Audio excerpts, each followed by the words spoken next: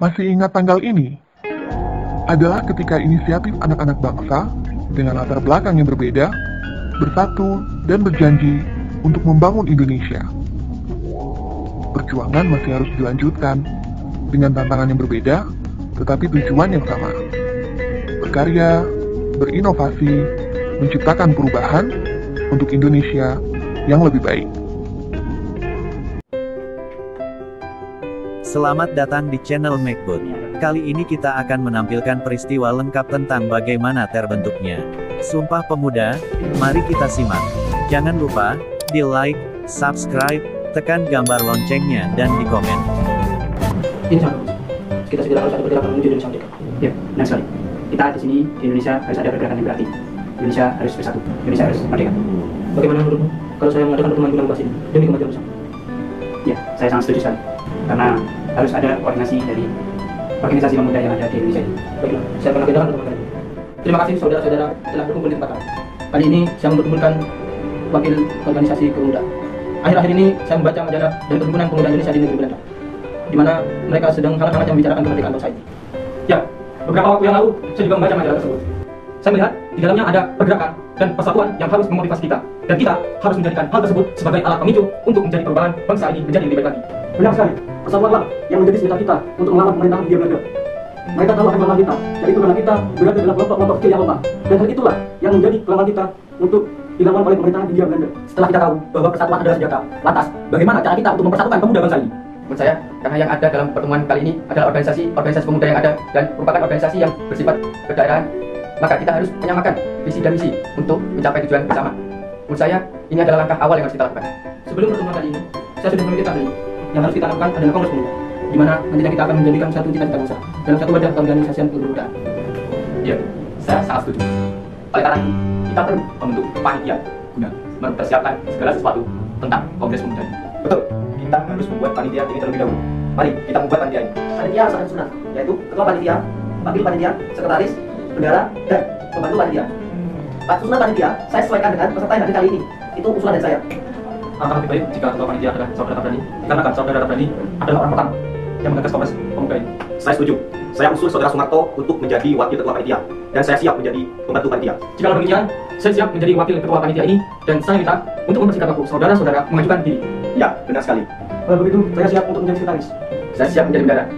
Otomatis saudara-saudara di sini yang disebut masuk ke dalam panitia pembantu. Siap. Alhamdulillah.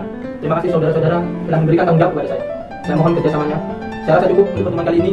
Untuk lebih lanjutnya kita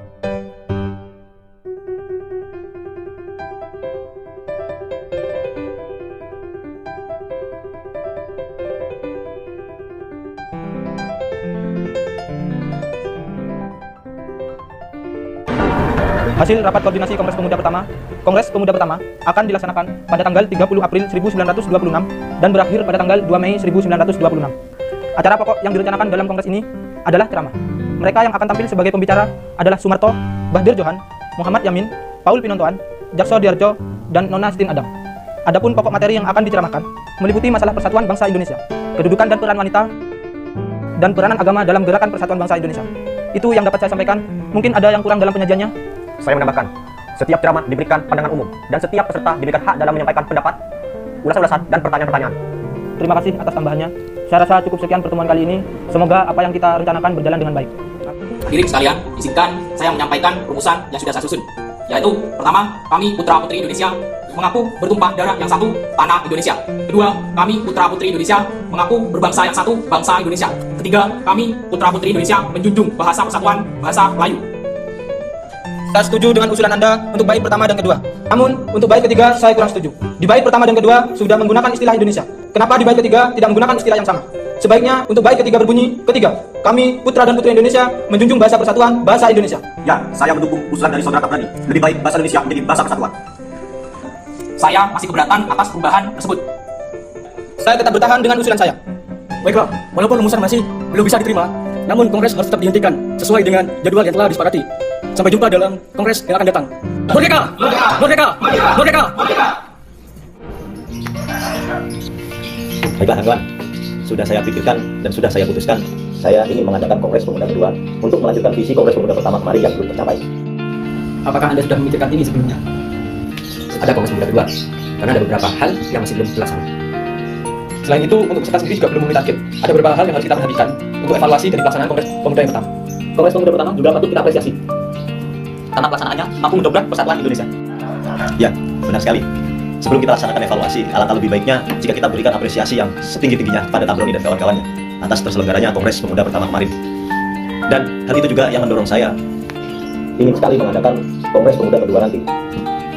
Oleh karena itu, saya mohon pada kawan-kawan semua untuk membantu membicarakan hal ini lebih dalam lagi, agar Kongres Pemuda kedua nanti dapat terselenggara dengan semaksimal mungkin dan dapat mencapai tujuan yang kita inginkan bersama.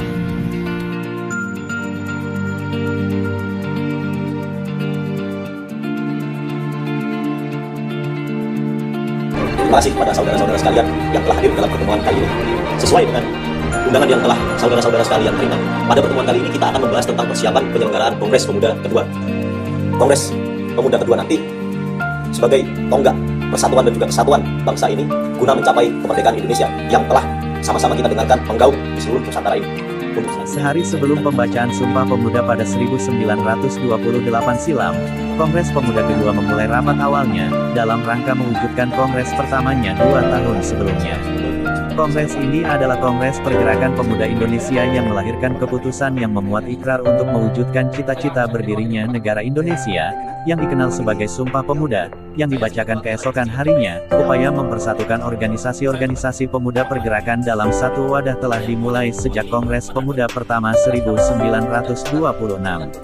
Sebagai kelanjutannya, tanggal 20 Februari tahun 1927 diadakan pertemuan, tetapi pertemuan ini belum mencapai hasil yang final.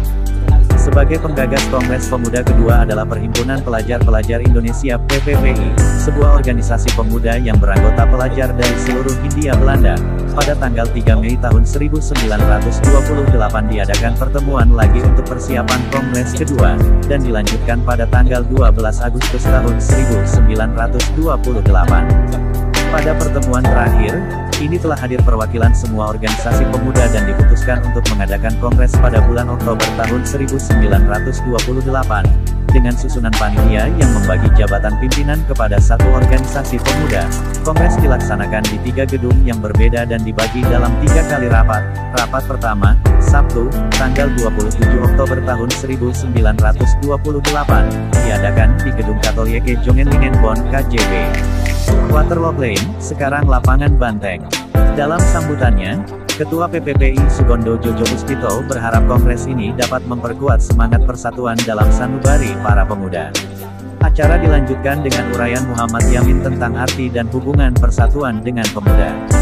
Menurutnya, ada 5 faktor yang bisa memperkuat persatuan Indonesia, yaitu sejarah, bahasa, hukum adat, pendidikan, dan kemauan. Rapat kedua, Minggu, tanggal 28 Oktober tahun 1928, Kongres diadakan di Gedung Mosjapa Bioskop, membahas masalah pendidikan. Kedua pembicara, Purnomo Welan dan Sarmidi Mamoen Sarkoro, berpendapat bahwa anak harus mendapat pendidikan kebangsaan, harus pula mendapat keseimbangan antara pendidikan di sekolah dan di rumah. Anak juga harus dididik secara demokratis. Pada rapat penutupan di Gedung Indonesia Club Gebo di Jalan Keramat Raya 106, Sunario menjelaskan pentingnya nasionalisme dan demokrasi selain gerakan kepanduan. Ramelan mengemukakan, gerakan kepanduan tidak bisa dipisahkan dari pergerakan nasional. Gerakan kepanduan sejak dini mendidik anak-anak disiplin dan mandiri, hal-hal yang dibutuhkan dalam perjuangan. Sebelum kongres ditutup diperdengarkan lagu Indonesia Raya karya Wage Rudolf Supratman yang dimainkan dengan biola saja tanpa syair, atas saran Sugondo kepada Supratman. Lagu tersebut disambut Izinkan saya dengan sangat memperkenalkan meriah Wage oleh Rudolf peserta Supratman kongres. yang telah menciptakan sebuah lagu yang sangat indah bagi bangsa Indonesia.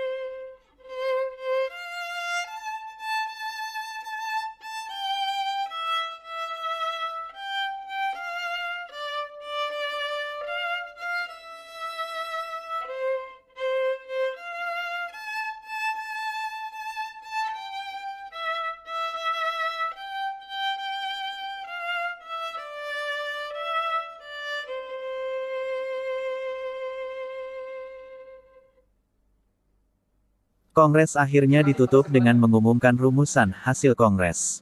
Oleh para pemuda yang hadir, rumusan itu diucapkan sebagai sumpah setia. Para peserta Kongres Pemuda II ini berasal dari berbagai wakil organisasi pemuda yang ada pada waktu itu, seperti Jong Java, Jong Ambon, Jong Celebes, Jong Batak, Jong Sumatera, Jong Islamieten, Sekar Rukun, PPPI, Pemuda Kaum Betawi, dan lain-lain. Di antara mereka hadir pula beberapa orang pemuda Tionghoa sebagai pengamat, yaitu Oi Kaisian, John Lau Choan Hock dan Chiu Jien Kui, namun sampai saat ini tidak diketahui latar belakang organisasi yang mengutus mereka. Sementara Kui Tiam Hiong hadir sebagai seorang wakil.